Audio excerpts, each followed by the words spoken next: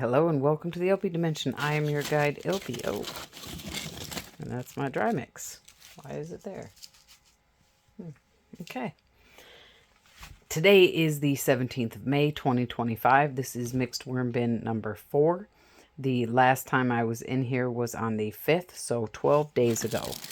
And I gave them new material, but not new food scraps.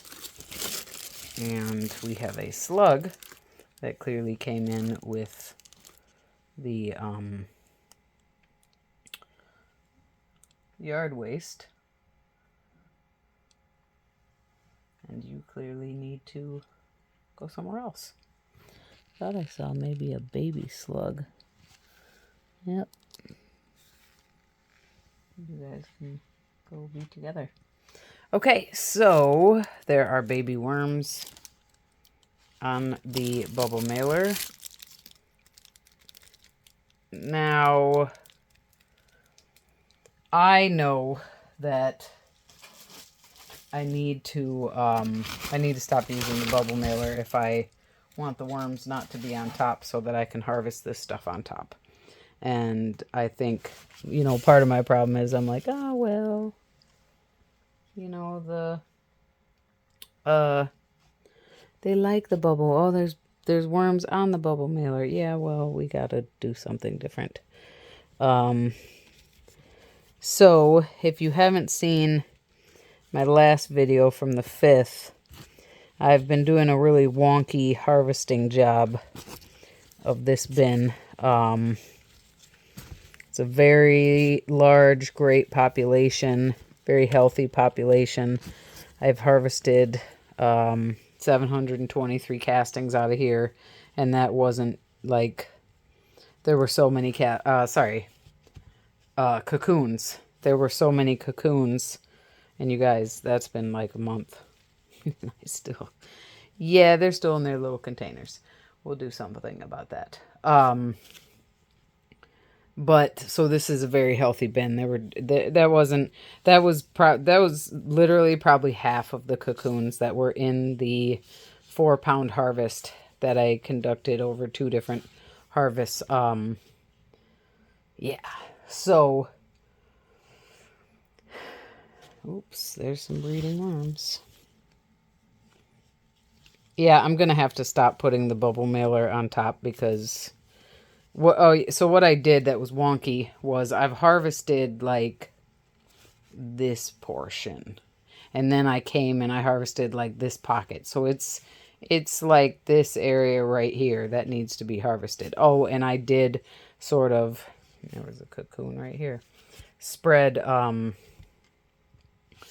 castings around top on the new material. So all this stuff on top also needs to be harvested. So I have a bucket that I've propped up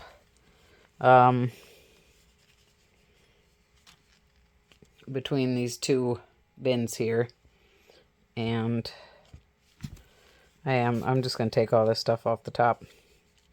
And I'm going to worry about the worms later, because I'm in a hurry. And I need castings per usual. But I have some grass clippings and a watermelon from 6 months ago. No joke. So half of the worms are going to get picked out at a later date, and half of those worms are going to go out into the garden. But I'm really just going to, and I might pick a few out right now, just because they're all right there, and why not? Okay. All right. And this stuff on top is fluffier. So, and I already see tons of cocoons again. There's one. There's one. I saw others. There's some these more translucent ones. See, 1, 2, 3, 4. But these darker ones, they're kind of more translucent, like they've already hatched. There's one. And you saw the breeding worms. So let's just keep. I'm just kind of throwing them in the corner right now.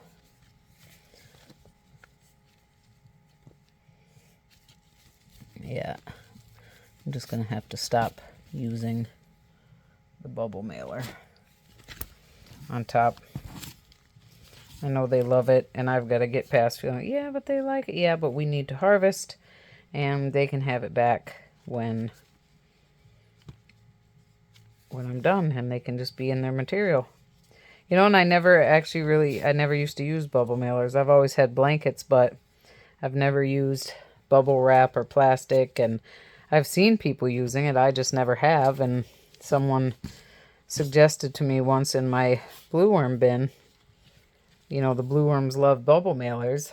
And again, I've seen, they didn't say bubble mailer specifically, but bubble wrap and plastic.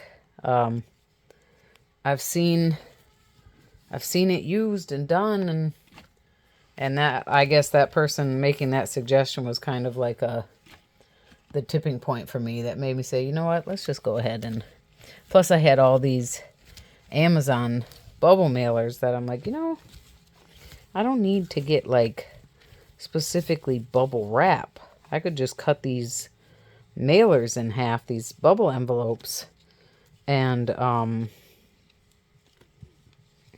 it like that. And so that's what I've done.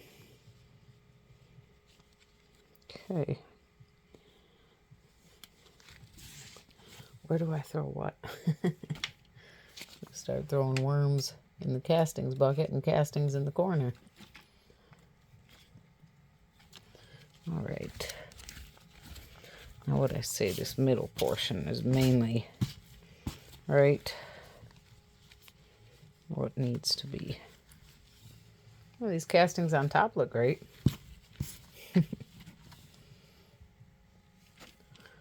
Definitely grab some cocoons in there. Yeah, so I've noticed, in fact, I was just posting, just watching and editing, well, rather, I only cut out any wonky bits or speed things up, add text in there to when necessary, but so I was just editing that video from the 5th for this bin, and I was noticing how much the worms were in the old material, and I wonder if it's because I couldn't find the word then, and I found it now. It's porous. And even then there might be a better description other than porous material, but I had a lot of basically stems in the weeds from in that first partial harvest. My first harvest was a third, and then every time I came back, I've not done a really good job, intentional job at trying to get the worms to migrate after that first time over a month ago. And it appears I'm still, but I felt like this stuff was maybe, like they moved into it pretty quick, but I'm like, is it too porous because it's a lot of stems that they're not really, that there's still so many elsewhere? And you see, I just dug into the old stuff, and there were a ton of worms. So let's go ahead and dig into this new material that's at least a couple weeks old now. See, and I guess it's not a ton of branches and stuff. Here's an apple, but the worms are in it. They're just, and I see cocoons down there. I haven't dug all the way down here. Yeah, see, it's very, maybe it's very swampy down there. A lot of worms though. But this is super heavy. Maybe I just don't, maybe that's part of my problem, that this bin is way more wet than I realize. But again, yeah, there's a little bit of standing water. These old castings are, oh yeah, that is a super strong sulfur smell. Yeah, okay. So, see, though, the worms are not hating it. They're down there, but it is exceptionally stinky. Here's an onion sprouting. See worm here? Worms don't mind onions. Some people say don't put them in your bins. I do. I always do. I believe that, you know, maybe don't put a ton in there, but I don't know. I use onions a lot. Okay, so this is all harvested material. The worms were down there. It definitely needed a breather. Here's a Yogi tea box. I am going to put, since, of course I'm not prepared. Hold on. Some packing paper. Since this is the harvested side anyways, it's not so bad if I just put some paper down there. In fact, I just decided I was gonna try to harvest anyways, but I think what I'm gonna do is just give a feeding here, and this is gonna cause the bin to warm up. It's already warm from being in my compost. These are grass clippings from my yard.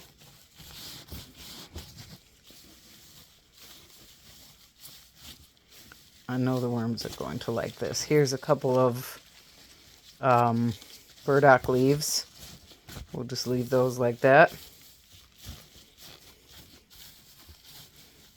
And, oh yeah, this is I acted like, there, you saw it.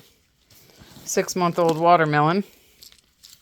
Leelanau watermelon. It didn't, they were okay. And then I held on to this one, and like the other watermelon, I was like, well, how long will it last? Because I didn't love the flavor of it. But yeah, this is from, I grew this, and this, I harvested it in October, I think, maybe November. So we're going to put that down there. And then we'll put this paper that was on the bottom, as well as these mucky greens or material. We'll go over the top. Now I've really just mixed new stuff and old stuff.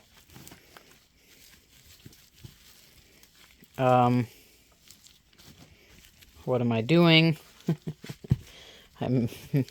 That's getting into the old castings. Elpy, you don't know what you're doing. A little bit I don't. But, because yeah,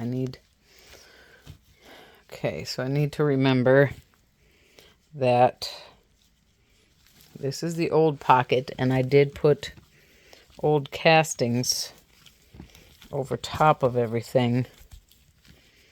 So this is actually new stuff over here as well. So let's drop that apple down there.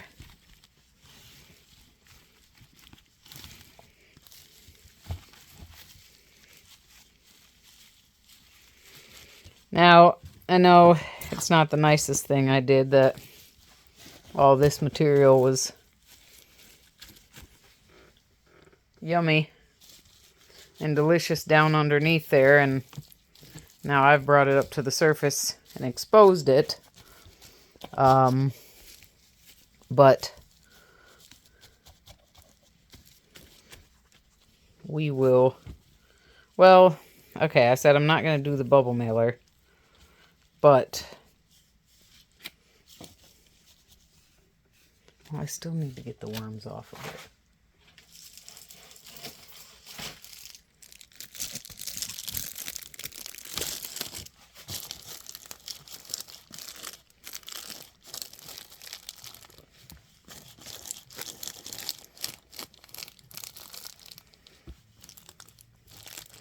Because I still want to put it over the new material. But then the thing is, I really need to get, the worms need to not just be hanging out. Yeah, there's all kinds of wisps. And I mean, I guess I could. I have multiple other mixed worm bins. Most of my bins are mixed worms, but 2. So 2 out of 6 are not mixed bins. That would be the blue worms and the Canadian night crawlers. So I could just, if I feel like I've missed any of the other wisps, I could just put this on one of the other ones for now, so that nobody dies. And yeah, okay. That's what we're doing today for mixed worm bin number 4 after 12 days. I've stirred up the, I'm not going to stir up the rest of the bin. I'm just not. We're breaking tradition here. And we're just going to have to keep taking this piece by piece. But I suspect that with that watermelon being added to the mix, they have even more of a reason to move over here. In the grass. So that should really entice them to move. So, sweet. I am going to put the paper blankets over top. And maybe I will just continue to keep the paper blankets just on one half. All right, thank you so much for your time and your interest. Be safe, be well. Bye for now.